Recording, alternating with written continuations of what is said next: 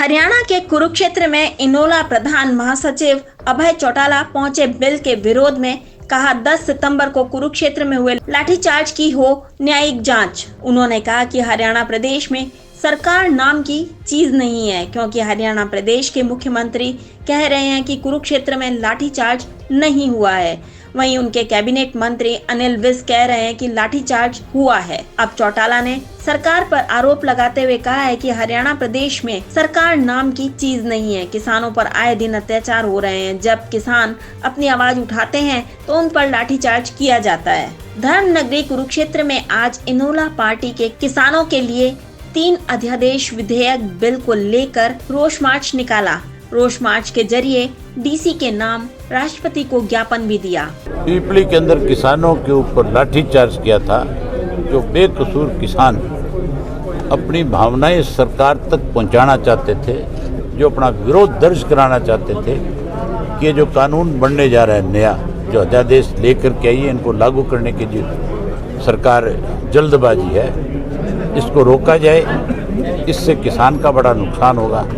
बात सुनने की बजाय उनके ऊपर लाठीचार्ज किया गया और लाठीचार्ज करके सरकार ने ऊपर से ये कहा कि कोई लाठीचार्ज नहीं हुआ, कोई केस दर्ज नहीं हुआ। उसके साथ साथ अनेक ऐसे लोग बेकसूर जो केवल अपनी बात कहना चाहते थे, उनकी बात सुनने की बजाय उनके ऊपर 307 के मुकदमे बनाए।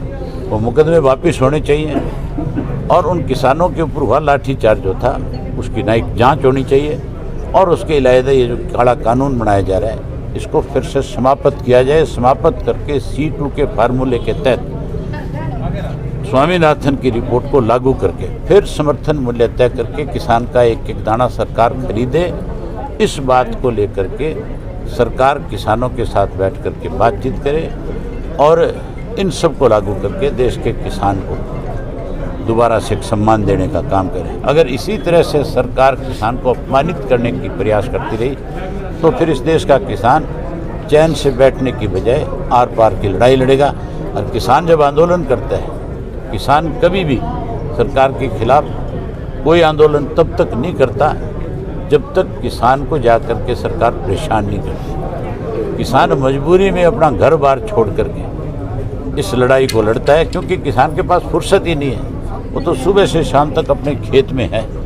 सुबह से शाम तक उसको इस बात की चिंता है कि मेरी फसल कैसे पकेगी। कहीं ट्यूबवेल पे जाके बैठता है, कहीं खेत में खोदी निकालता है, कहीं कोई बीमारी से कैसे निपटा जाए उसके लिए स्प्रे करता है, कब खाद डालनी है, कब इसके अंदर पानी लगाना है। इन सब चीज़ों की चिंता किसान को है।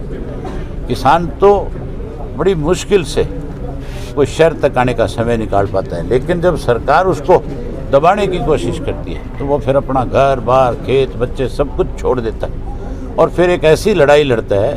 किसान को झुकाया फिर नहीं जा सकता, फिर तो किसान के सामने सरकार को झुकना पड़ता है। समय रहते सरकार ने अगर किसान की बात सबक नहीं लिया तो फिर सरकार को झुकने पे भी किसान मजबूर कर देगा।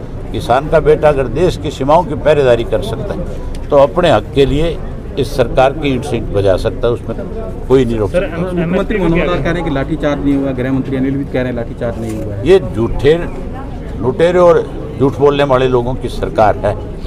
आज प्रदेश में सरकार नहीं, आज तो लुटेरे हैं और झूठ बोलने वाले लोग। सर MSP पे क्या कहेंगे? MSP के रेट MSP है ही नहीं। जब MSP जो कानून बनाया आप उसको पढ़ो अच्छी तरह से, उसमें साफ लिखा हुआ है कि कहीं MSP का उन्होंने जिक्र तक भी नहीं किया कि कोई फसल आपकी MSP पे खरीदी जाएगी। हरियाणा के कुरुक्षेत्र से प्रदीप कुमार की रिपोर्ट D5 चैनल हिंदी।